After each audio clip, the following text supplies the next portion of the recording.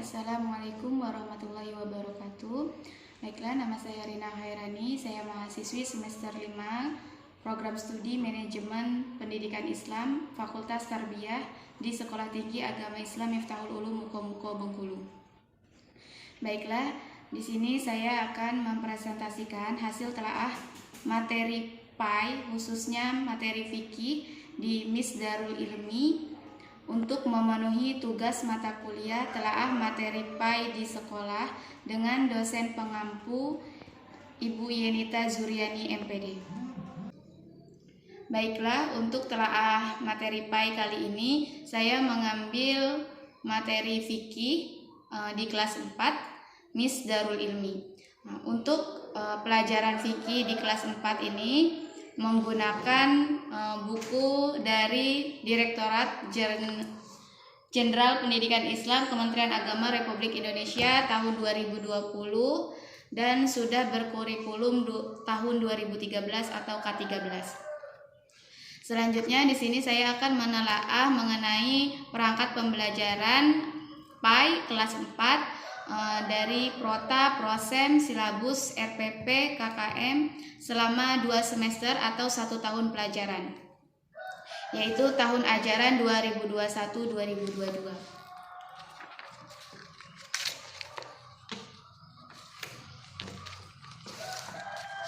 Untuk program tahunan materi fikih di kelas 4 tahun ajaran 2021-2022, di semester 1 terdapat 3 bab pelajaran dengan 4 buah KD. Selanjutnya di semester 2 ada 4 bab pelajaran dengan 4 KD. KD 3.1 yaitu memahami ketentuan hitan.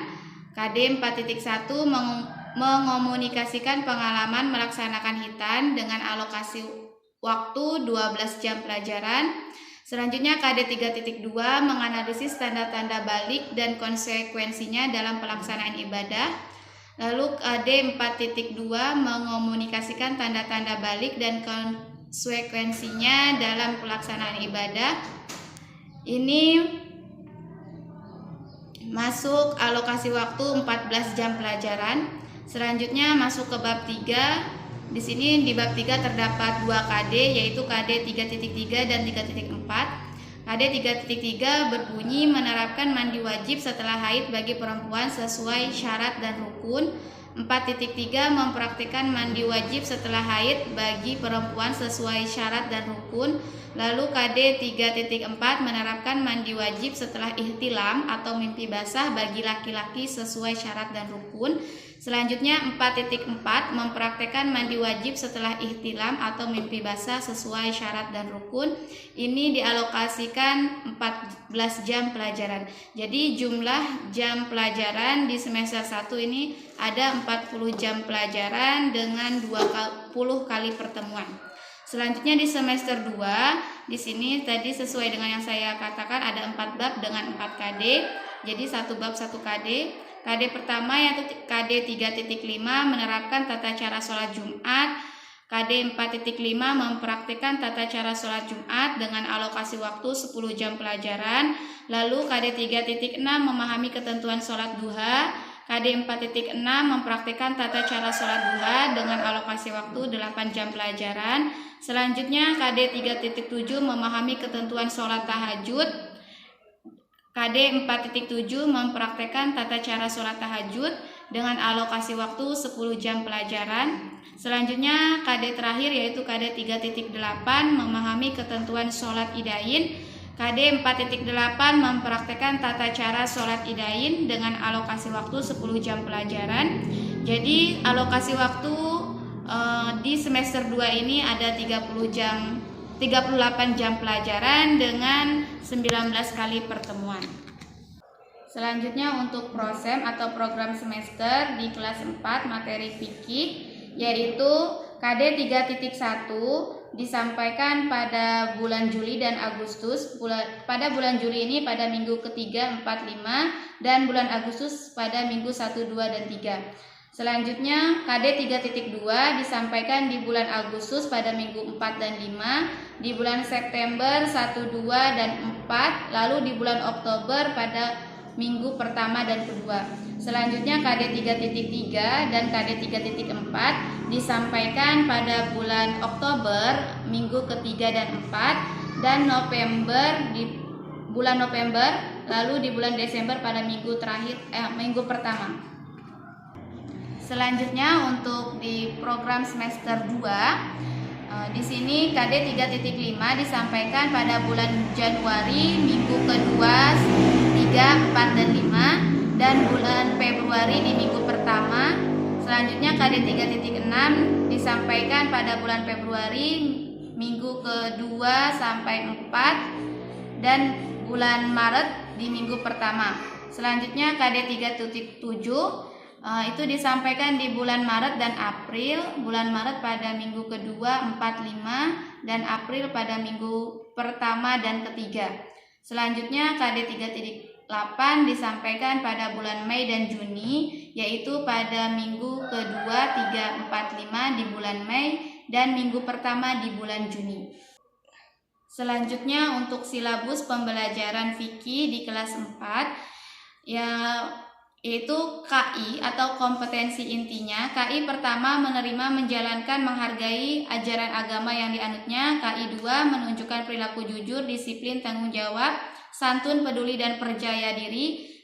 KI 3 memahami pengetahuan faktual dengan cara mengamati dan menanya berdasarkan rasa ingin tahu tentang dirinya. KI 4 menyajikan pengetahuan faktual dalam bahasa yang jelas, sistematis, dan logis dalam karya yang estetis. Di sini di silabus saya akan membacakan bab pertama saja sebagai sampel. Di kompetensi dasar 1.1 menghayati nilai-nilai dari ketentuan Hitan. Indikator yang pertama meyakini Hitan sebagai syariat Islam, yang kedua mendukung pelaksanaan Hitan. Materi pokoknya mengenai keyakinan akan nilai-nilai Hitan. Kegiatan pelajaran menanamkan keyakinan akan nilai-nilai dari ketentuan Hitan. Penilaian yaitu non-tes.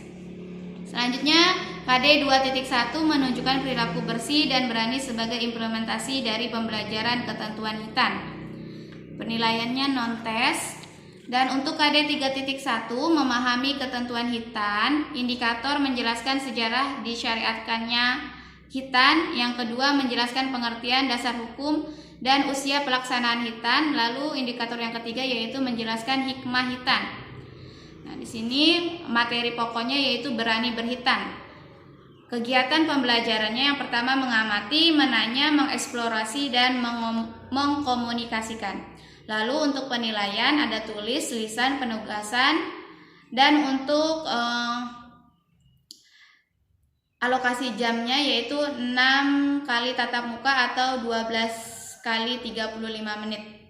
Nah, untuk sumber belajarnya yaitu ada Al-Quran, buku pedoman guru ini, dan buku penunjang lainnya yang relevan. Selanjutnya untuk KD keterampilan yaitu 4.1 mengomunikasikan pengalaman melaksanakan Hitan. Indikator yang pertama yaitu menuliskan cerita pengalaman Hitan. Indikator kedua mempresentasikan cerita pengalaman Hitan. Lalu untuk penilaiannya yaitu ada unjuk kerja, proyek, dan portofolio. Selanjutnya untuk RPP.